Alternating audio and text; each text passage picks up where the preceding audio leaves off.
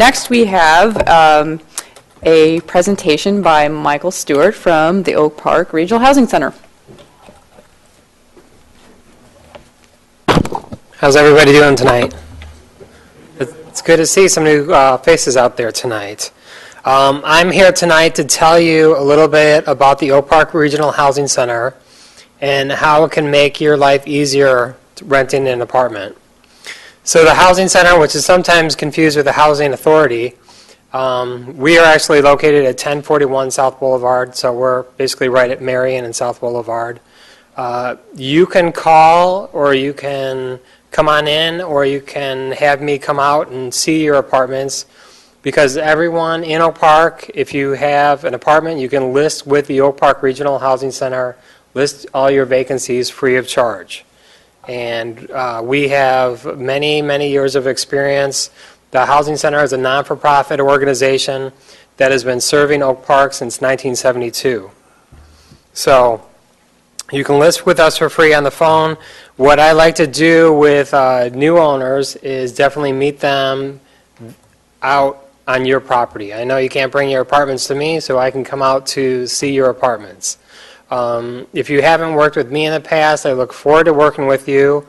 You might have also worked with Steve Langley. Steve Langley's been with the Housing Center over 15 years. I have over 20 years of experience working with apartments. So even if you bought a new building, chances are that the building, we're familiar with working with it in past years. So we'd be happy to work with you going forward. Now, when you list with the Oak Park Regional Housing Center, you have a lot of benefits, and there's good reason to list with us. First of all, the marketing department, which I'm in, we do extensive advertising for general Oak Park apartments in all the rental websites, Craigslist, area guides. We produce trifold brochures, and we have extensive outreach to employers, universities, medical centers, to tell everyone out there that the Housing Center is there for apartment seekers also. And all of that outreach and advertising really does a good job, because it attracts 2,000 to 3,000 Chicagoland apartment seekers looking for apartments here every year. So when your listing is with us, you get that benefit. If you have a question about what service to use to sand the floors or screen your tenants or anything that you can come up with, give us a call. We can answer your question. If we do not have your answer to your question, we can network with other building owners and managers that we've worked with for years and get some ideas of who are the best referrals. If you have a condo for rent, a single unit for rent, or if you have hundreds of units, I can work with you at the same way. But we are really good with new owners. So say you've never done or gone through this process before, we can meet you at your property, take you through step by step. You know, this is a good pre-lease application to use. This is a good person to use to screen your tenants and answer all of your questions. Now, I do have some of my brochures in the back. This sheet, I have my business cards out there. So hope that provides you with a lot of good information to get you started. Give me a call, list any vacancies that you have, and we'd be more than happy to help you with it. Anybody have any questions? Thanks so much. Anybody here who's already worked with the Oak Park Regional Housing Center? Anybody want to give a shout out to them or explain your experience with them?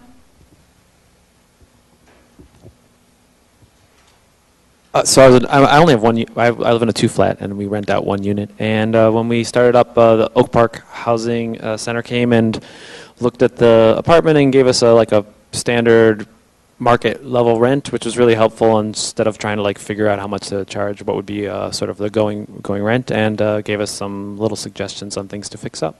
It's very nice. Thanks for that. Sorry to put you on the spot there. So the other housing partner that we have here tonight is Latanda Kov with the Oak Park Housing Authority. She's here to talk about here's contact information for Michael Stewart in case you don't have a chance to grab his card. I'll leave that up there for a second. So the Housing Authority is also a partner of the villages, and we wanted to bring the Latanda here to talk about the Housing Choice Voucher Program because it is an important way that we maintain diversity in the village by providing a rental assistance to families who might not otherwise be able to afford to live in the village. And it's also because now with the source of income protection, it's something that every landlord now needs to consider. So I think I gave everybody a chance to write down contact information. So at this point, Latanya, if you'd come up, thank you.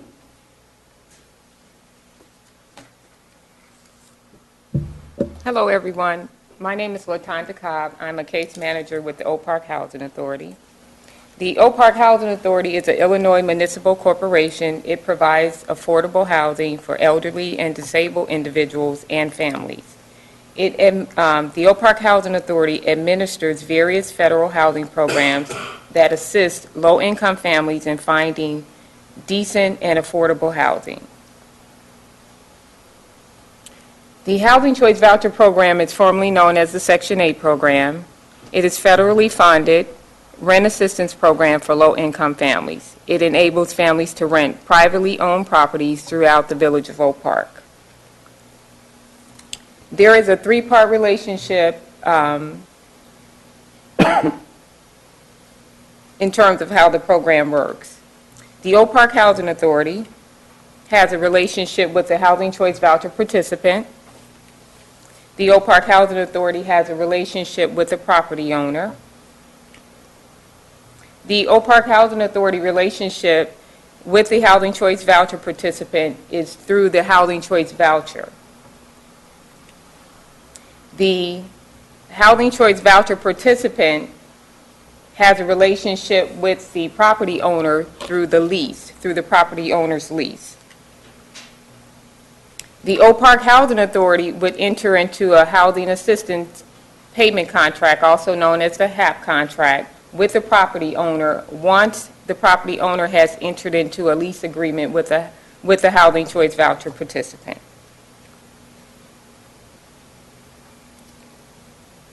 Tenant rent shares. Typically, a family will pay 30% of their monthly income toward rent. In some cases, a family is allowed to pay up to 40%. The Oak Park Housing Authority pays remainder of the rent up to a maximum payment standard. If the owner rent is above the payment standard, the family would pay 40% of their monthly income toward rent. There are currently 500 Housing Choice Voucher families residing in the village of Oak Park. The average family size is 2 people. The average family income is $14,435 annually. The average rent, the Oak Park Housing Authority share for for families that are under HAP contract is $650. The tenant rent share is $321, making the total monthly rent $971. As a result of turnover, the Oak Park Housing Authority currently maintains a waiting list of eligible program applicants. That waiting list opened in 2004. There are currently 296 applicants currently on that waiting list. Prior to the 2004 waiting list, there was a waiting list from the year of 2000. From the 2000 waiting list, 75% of applicants were determined ineligible. As a result, they were over our income limits, they were non-responsive, or due to criminal activity. There was an 18% success rate of families finding units in the village and leasing units in the village of Oak Park. All families that participate in the program and eligible have to attend an orientation briefing. They are given 180 days to search for a unit. Some families have the right to portability. Portability means that they have a right to transfer their vouchers to another jurisdiction or to other cities. For their housing search, we do provide information at the orientation briefing. We provide a list of owners who have given us referrals for available units. And if owners have available units, they can list the units on our website. There is a form that they can complete. Our website is www.oparkha.org. We also distribute the pamphlet for the Oak Park Regional Housing Center and advise them to contact the Regional Housing Center. Also, to review the local newspaper, that would be the Wednesday's Journal or the Oak Leaf. Their check-in with their local church, synagogue, or mosque. Once a family locates a unit, the unit is required to pass our inspection. At the time of the briefing, we will issue a family a request for tenancy approval. They would take that form to the prospective landlord. The prospective landlord would complete the form listing the rent amount, the lease dates, the utilities that the tenant is responsible for, and the utilities to be paid by the owner. The inspection will consist of the unit interior, common areas, exterior, HVAC equipment and plumbing, and rent reasonableness will be determined.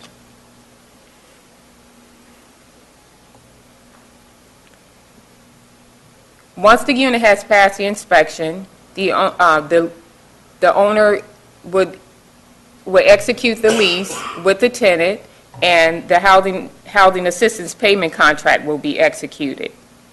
The owners will provide lease riders, and the Oak Park Housing Authority must review all leases and approve them.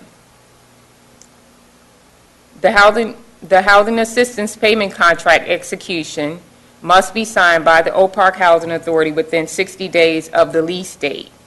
The tenancy addendum prevails. There is a tenancy addendum attached to our housing assistance payment contract.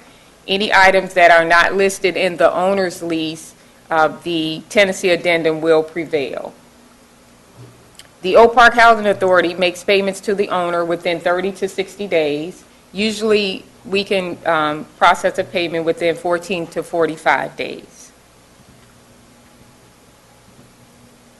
There are annual reexamination procedures. The tenant income is reviewed on an annual basis. We review household composition. Inspections of the unit also are completed on a biannual basis. Rent reasonableness is determined if an owner is requesting a rent increase, and recalculation of rent shares. There are a few misconceptions about the Housing Choice Voucher Program. One myth is all Section 8 families are large. The fact is the average family size of a Housing Choice Voucher family in Oak Park is 2 people. If you rent to one Section 8 family, you must rent to more families. The fact is you are not obligated to rent to multiple Housing Choice Voucher families based on the acceptance of one family. An owner cannot deny someone's application based upon their source of income. Most of the families in the Section 8 program are welfare recipients. Less than 4% of the Oak Park Housing Authority's Housing Choice Voucher families are TANF, temporary assistance for needy family recipients. 34% of our program participants have earned income. Does anyone have any questions? I do have cards in the back. Also, Ken Southward, the Housing Choice Voucher Program Director, he has cards in the back as well.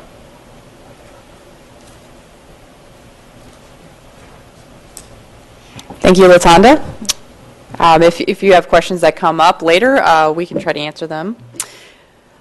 So now moving along, we are entering the crime-free housing phase of the presentation, which is the main event for tonight. Quick question for you. How many of you have attended a crime-free housing seminar or training in another community, just by show of hands? That's a zero response rate. So the reason why I ask is that there is that There are a number of communities in Illinois and actually across the nation that have adopted similar crime-free housing programs. There was a program that was started in Mesa, Arizona in 1992, and has since, there's a nonprofit organization that promotes this. I think there's approximately 100 in the state of Illinois currently that have some form of crime-free housing program or criminal nuisance abatement program.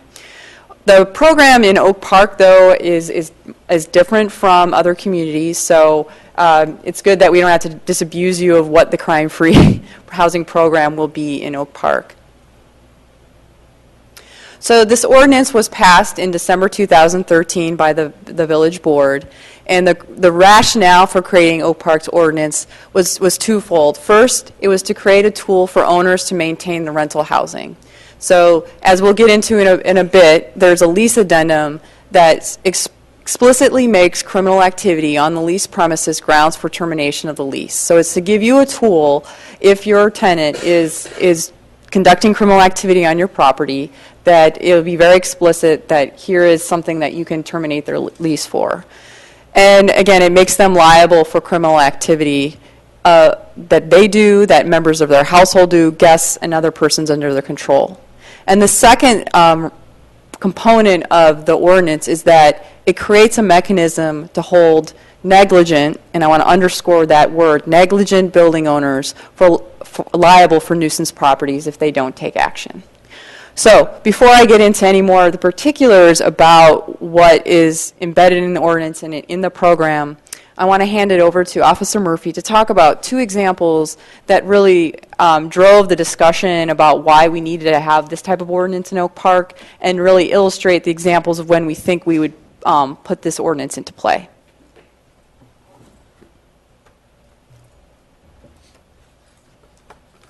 Hi. Again, I'm Officer Murphy with the Oak Park Police Department. Let me see if I can remember how to do this. So these are just two examples that these are before the crime-free housing program was enacted.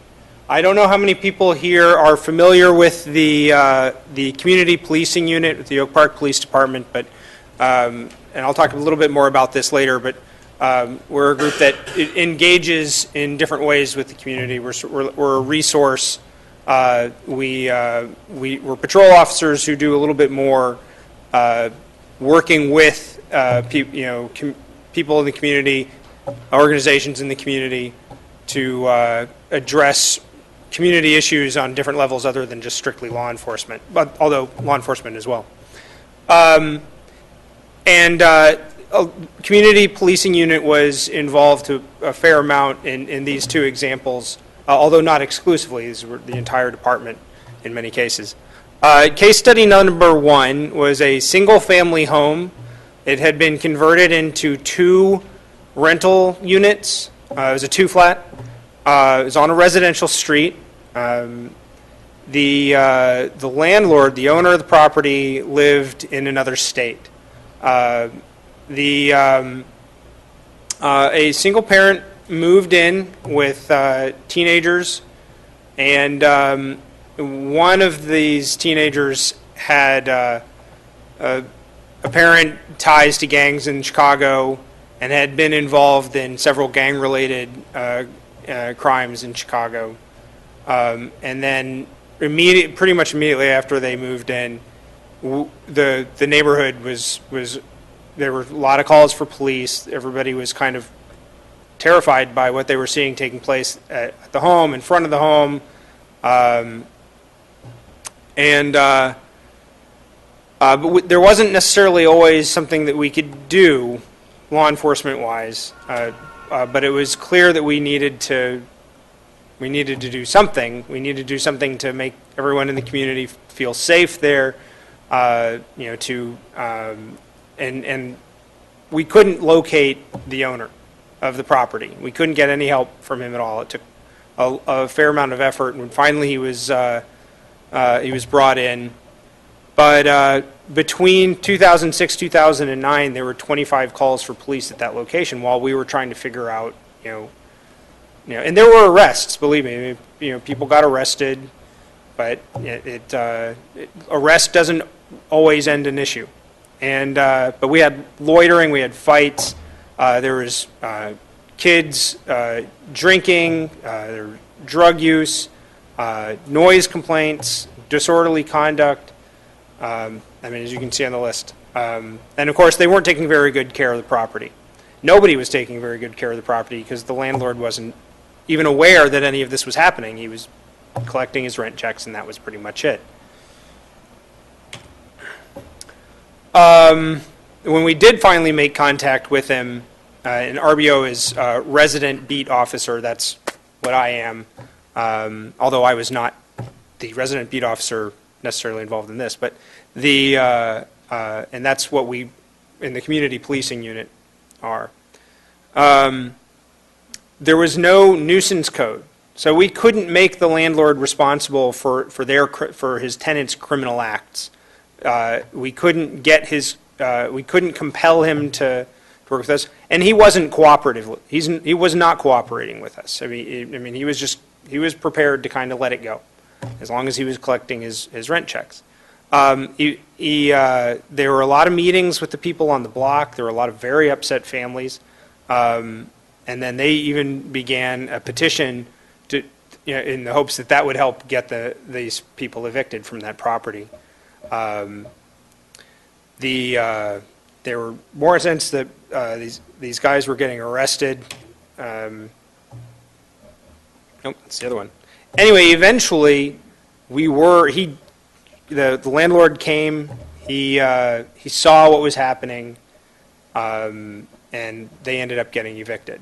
But it was a long, arduous process. Not necessarily the eviction. The eviction process is the eviction process, but we didn't really have any cooperation. I mean, the neighborhood was on our side, but we didn't have the authority to remove these people from that property, and the problems weren't going away with arrests or whatever. So it took the landlord. The landlord made the problems go away. The community was returned to peace, not by the police department, but by the landlord. And that's kind of one of the big elements of this. That is the element of this. Case study number 2 is another example. This was a multi-unit building and there were this is a block with a lot of multi-unit buildings as well as homes. Again, there was no criminal nuisance code at this time. But it involved a lot of different properties, a lot of different units. It was essentially a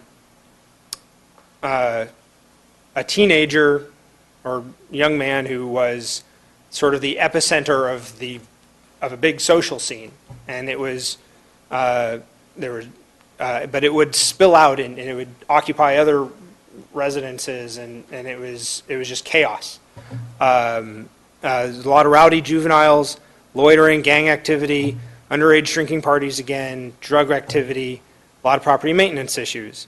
And we were getting complaints constantly, constant complaints about the behavior in the buildings, in the units, on the street, in the area, and all tied to a couple of individuals who lived there but were attracting all their friends and all their friends' friends, and it was just getting worse and worse.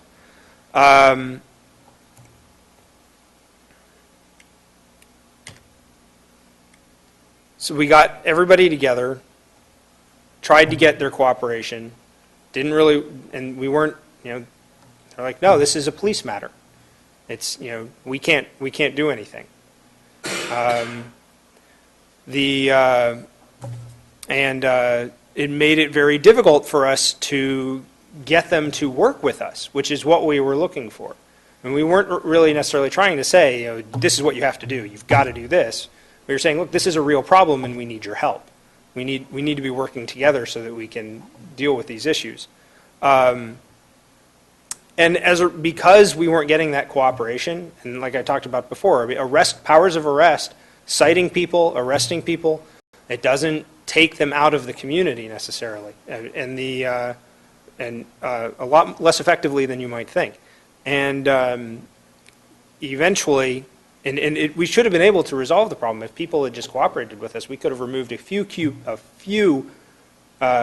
the people who are the epicenter of this issue, and the whole problem would have been resolved much more quickly. But it took a really long time to get that degree of cooperation. And that's really, I mean, that's what we're doing. This ordinance is designed to give you guys tools, but also to get you to come to the table and sit with us and work together. I mean, because that's what the community policing unit is for. It's for creating partnerships. But anyway, we think we'll talk about that a little bit more in a few minutes. So again, the first example was one in which the landlord was absent, and the code here, that's why we're potentially holding landlords responsible for activity that's happening on their property to bring them to the table. And the second example, after the landlords did start to participate in the process with the police department, they really didn't have a solid lease to move forward with on an eviction. So that's where the lease addendum comes into play. So again, as I mentioned, this Oak Park program is an adaptation of a national crime-free housing program, and there's 4 key components that we have of the ordinance that I'll go through here. It's the licensing, the training, which is why you guys are here today, lease addendum, and then updates to the nuisance abatement chapter, which is defining criminal nuisance. So licensing. So previously, licenses were only required for buildings with 4 or more units, and now all rental units need to be licensed, whether it's a condo, a single-family home, a 2-unit, 3-flat. They need to be licensed, and this is going into effect January 1st, 2015. So if you found out about this training through OPFYI or some other means and didn't get a mailing direct to you, I have copies of the license application here that you can fill out. It's also available online in the forms section of our website. So the fees associated with the small rental program are $10 per unit per year. If you live in if it's an owner-occupied building, so it's a 2-flat and you occupy 1 unit and the second unit is the rental unit, you only need to register the rental unit and pay the fee for the rental unit. So we sent out notices in October and early November. We're just starting to create our database and create our solid list of who is actually renting these smaller properties. So we may have missed you again, so let us know. If for some reason you are not renting the unit, or you know of somebody who's not renting the unit, you're just letting it sit vacant, which does happen occasionally, then the person could just hand in the registration form and noting that it's not being leased at this time and there are no plans to lease it in the future. So that's the licensing component. If you happen to have your check and also your application with you today, I can take that. I can't issue the license tonight, but we would get that to you in the mail. The second component is training, and the ordinance requires that owners attend a training once a year. So you don't need to see us in another 12 months, for another 12 months. It can either be you or a designated agent, which the designated agent is really someone with ongoing responsibility to enforce the lease, but we're also considering people who are leasing agents to meet this criteria. And so if you have someone who leases your unit for you, who lists it, and shows the unit, as provided that they tell you information about what's going on with the crime-free housing program or what's going on with the state-of-the-art in rental housing in Oak Park, then that will satisfy this requirement. If for some reason your designated agent changes, then the new designated agent just needs to attend a training within 12 months of that changing. We're also, as you know, taping the seminar tonight, and so we hope to put this online and in the first quarter of 2015 with some other materials, and we'll be doing that in the future too, so your participation in future years can be remote. Another note too is if your property ends up being determined to be a nuisance property, there may be additional training requirements as determined by the Chief of Police. So the third component is the lease addendum. And up in the far right-hand corner is, a very tiny copy of what the lease addendum looks like. We also have it available on our website. There's a handout at the back as well. This lease addendum is required for all residential leases, and you must use the model addendum that we provided to you, or use the language in a substantially the same form in some other format. So you can modify it so that it has your logo, or if you want a different font size, but really this is the language that's provided for in the ordinance. Oral leases still require an addendum. So even if you're doing if you have an informal relationship, which we don't necessarily recommend, but sometimes that's how it works out, you still need to have this in place. So obviously, this program is being rolled out, and you might have existing leases in place that don't have the addendum. So what we're expecting is that all owners make a best faith effort to incorporate these into existing leases. Tenants may decide that they don't want to sign it for whatever reason, and because this wasn't a part of the original contract, they have the right to not sign it. However, you should definitely include this lease in all lease renewals moving forward. The village does not have the capacity or the interest in going around and auditing people's files to check that the lease addendums are signed. It's really intended for you as a tool for you, so that if you get into a situation where somebody is committing criminal activity on your property and you choose to pursue eviction, that you have this language tied up into the lease. So I didn't talk too much about what's in the lease addendum yet, but here I go. So criminal activity is defined, and it's basically many of the things that are defined by I just want to make sure I say this right, the Criminal Code of 2012, the Illinois Criminal Code.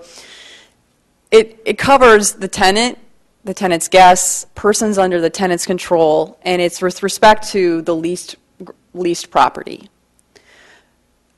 Proof of the violation for the lease addendum requires a preponderance of the evidence. So a criminal conviction is not required. So there's a lower burden of proof embedded into this language. One exclusion that I really want to underscore here is that it does not include victims of domestic violence. So if there's a situation where there's calls for police support at your property and it's related to domestic violence, or there's other criminal activity sort of associated with that, you should not hold your tenant who's the victim of domestic violence responsible for being a victim of domestic violence. So the police department also will not expect you to be pursuing eviction based on someone being a victim of domestic violence. So a couple other notes is that the lease addendum does not require owners or managers to evict. It only gives you the grounds to evict, so it's your decision. And it also does not expedite the eviction process. So it's not going to be, smooth sailing, like a fast ticket to have someone moved out. You still need to go through the normal civil procedures for an eviction. So the fourth main component is the updated chapter on nuisances, which is chapter 16 of the Village Code, and it provides a definition for criminal nuisance property. And it's the same criminal activities that are listed in the lease addendum, and if two or more of those criminal activities occur within a 12-month period, the police department or the chief of police has the option of defining your property as a criminal nuisance property. One note is that it does include physical code violations. So if you have egregious physical code violations, it's possible that the chief of police could trigger this determination. In general, I think the intent would be that we would only define a property as being criminal nuisance if first there's criminal behavior occurring, and that the physical code violations are secondary to the behavior.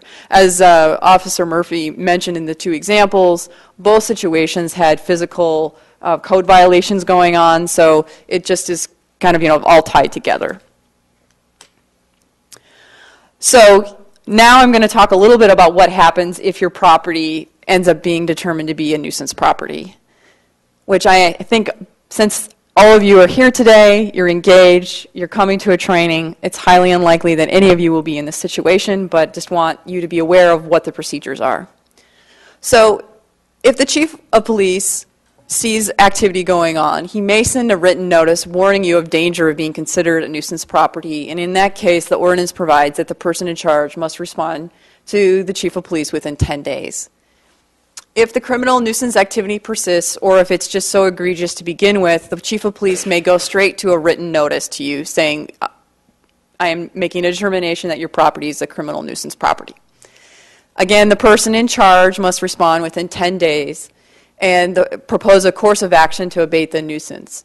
And based on this response from the person in control, which may be you, the property owner, or someone, your agent, the chief may defer further enforcement of the determination.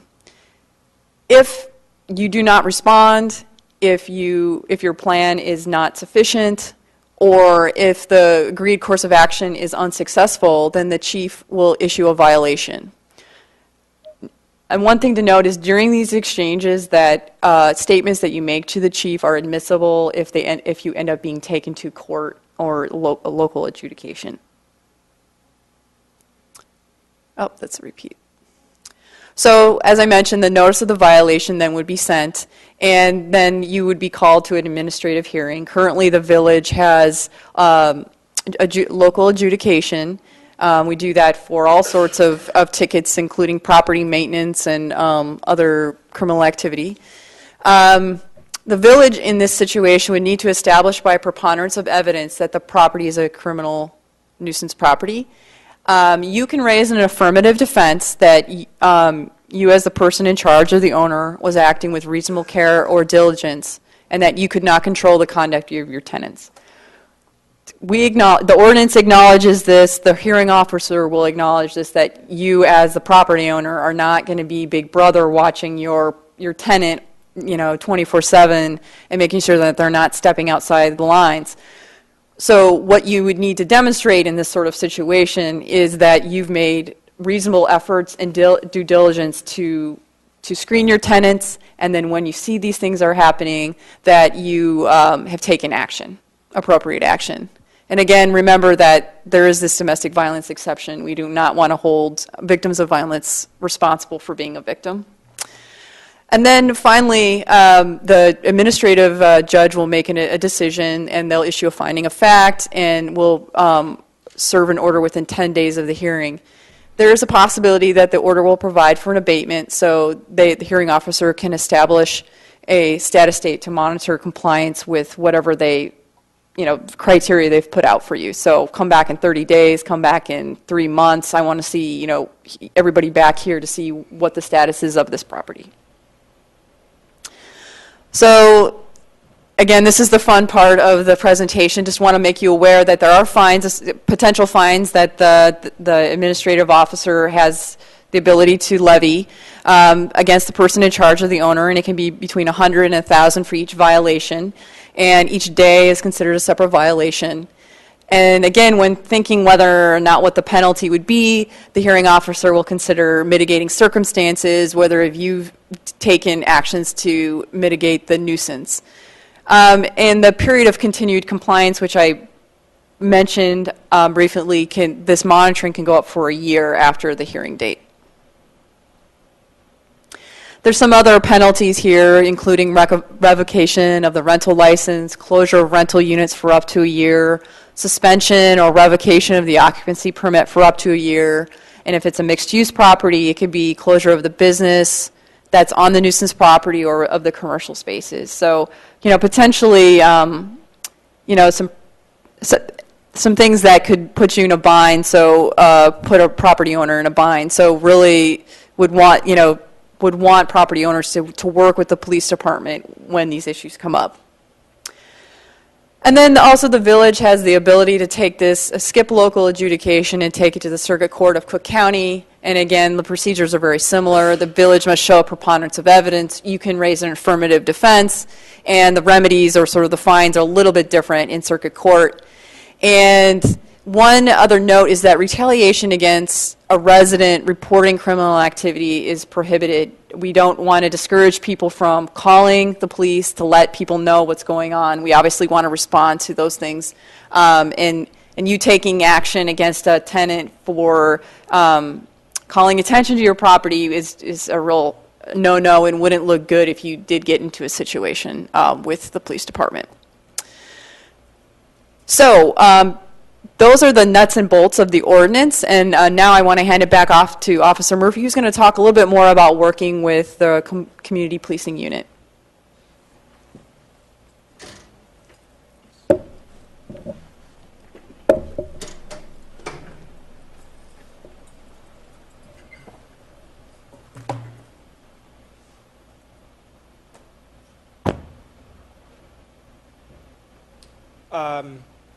Gotta remember to talk into the microphone. The Community Policing Unit, the Oak Park Police Department, is made up of a handful of officers. There's 6 of us. And each of us is responsible for a different section of Oak Park.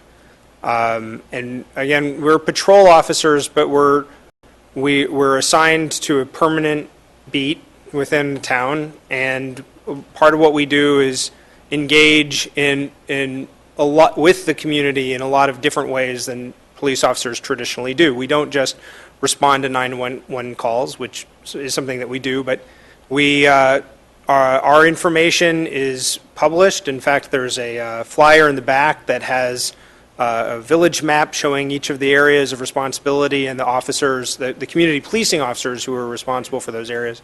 You can reach out to us directly. Our phone numbers are on there, and those are direct phone numbers. They're not to a phone in the department. They're these cell phones that we carry with us. You can reach out to us via email. We tackle crime issues, but we also tackle quality of life issues. We work with community relations on disputes. Pretty much, if you're not sure what you should be doing and you just want to tell somebody what's going on and see if you can get some help, that would be us. So we cover a lot of different areas, and sometimes we're just providing linkage, and sometimes we're working with you. So I end up talking to a lot of condo boards, a lot of neighborhood groups, a lot of local or community organizations, church organizations, resources within the community, schools, but we also do this.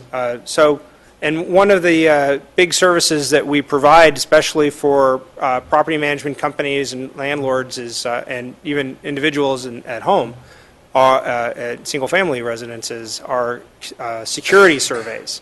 And I'll talk a little bit more about security stuff in a moment, but security surveys are we come out to your property and we look around and we can help you identify areas that might be conducive to criminal activity or in weaknesses in the security of your properties. Okay. Here we go. So this is meant to be like a map of the village, and as you can see, there's 7 officers there.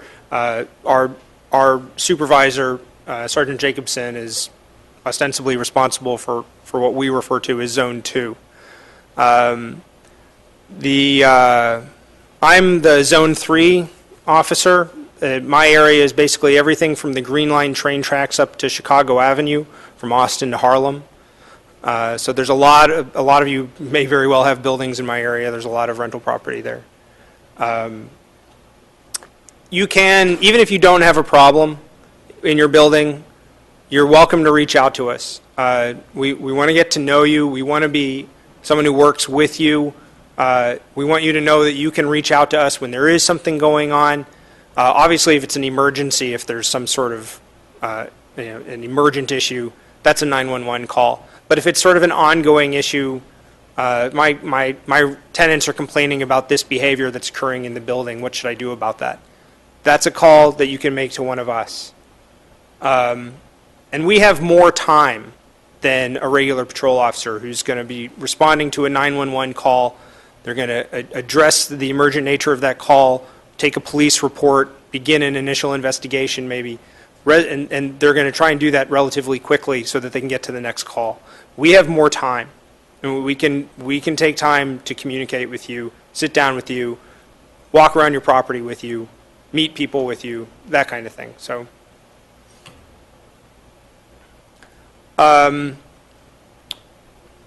You can give our contact information to your tenants.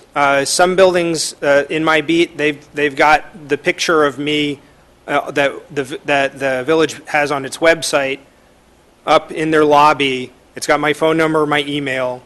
You're welcome to do that. We do really encourage you to take advantage of the security surveys. There's no charge. It's free. And really recommend doing it twice a year is great. And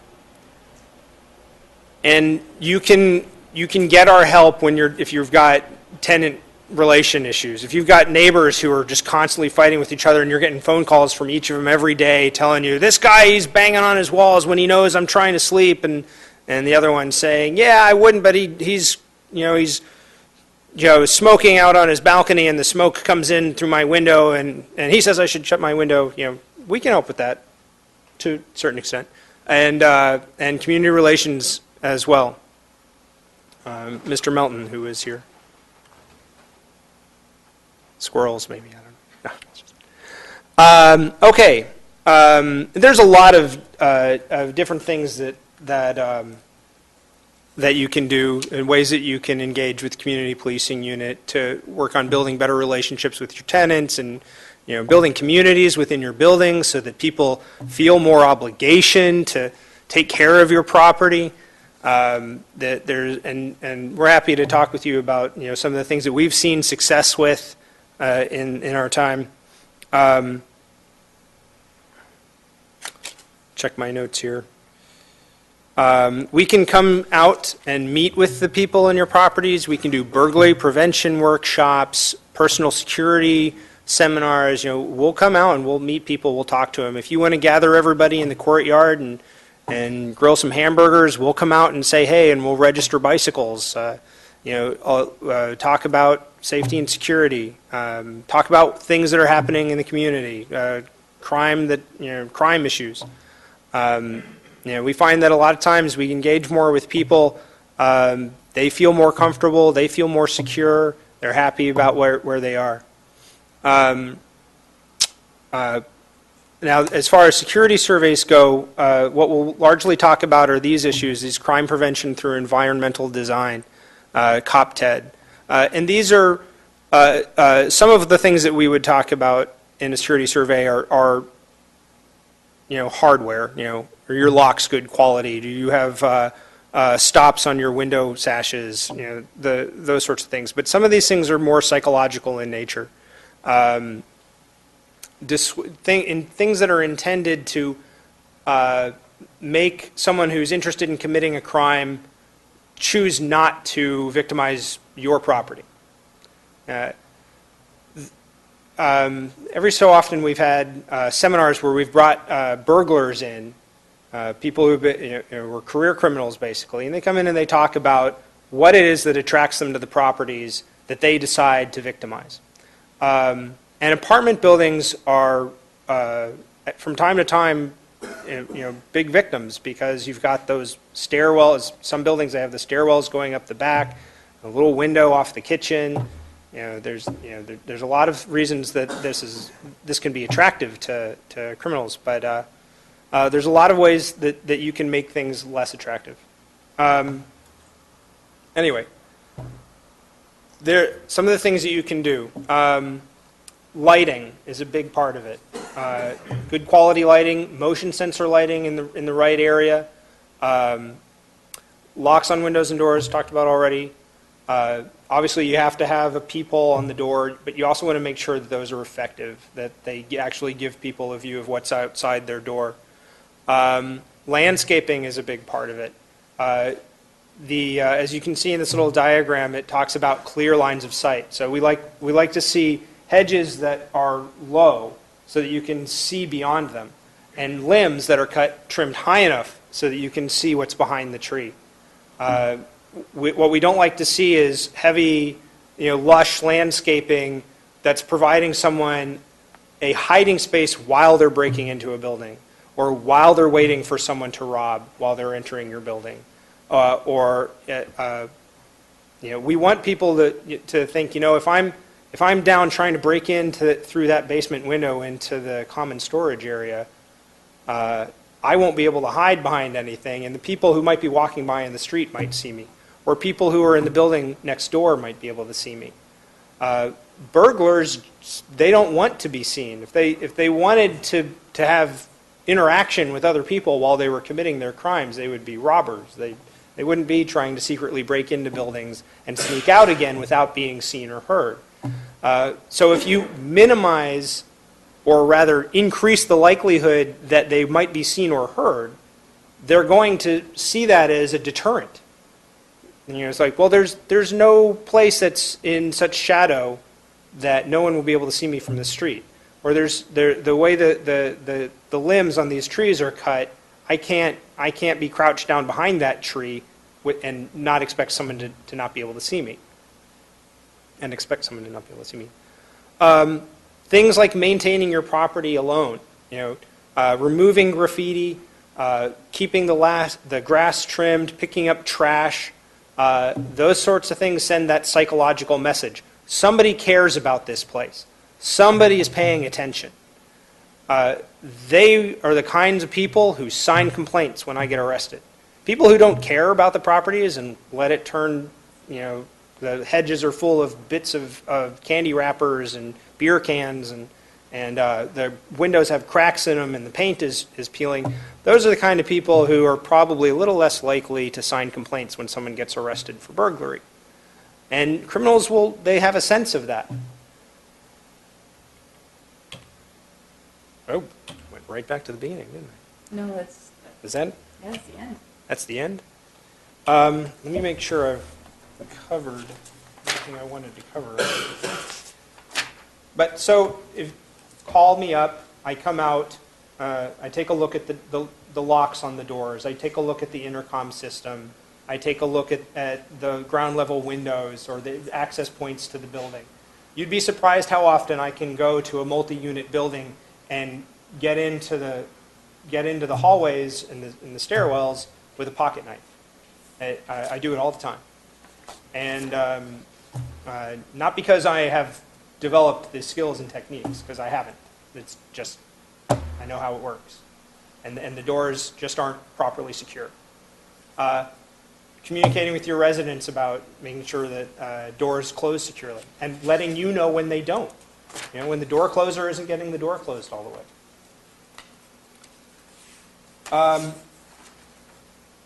Okay. Does anyone have any questions for me? Just one second. Let me run up and get the microphone to you. You mentioned graffiti. I was wondering who's responsible for removing the graffiti on buildings? The property manager, the owner of the property is responsible for removing graffiti on buildings. Village ordinance says that they have, I think, 24 hours to do that, but we're not real strict on that. We will also come out and help you if we can, but on private property, we're not always able or not always allowed to remove it by ourselves, but we can connect you with the Cook County Graffiti Removal Unit, which is a department in the sheriff's department that they use professional equipment to remove graffiti, and they do it for free. And they're pretty prompt. They're pretty responsive. But it is your responsibility. I don't think we've written any tickets for letting graffiti remain on a building, but we do have that ability. But mostly, like I say, it's just like this. We don't want to take the enforcement stance. We want to be the partner. So if you've got graffiti in your building and you're not sure what to do, give us a call. Okay. I saw some tagging on Oak Park Avenue this past week, and was wondering. There's plenty of it. And I mean, tagging and graffiti are a whole other set of subject, but if you have graffiti on your building, you want to remove it right away because it sends a message that people are tagging this building and I don't care. You know, and that's going to mean, oh, they're tagging that building, well, let's go hang out over there. And you know, nobody's going to chase us away. Maybe we'll stand in their carport, or maybe we'll, you know, maybe we'll tag that building. Any other questions about the crime-free housing program in general? No? Not yet.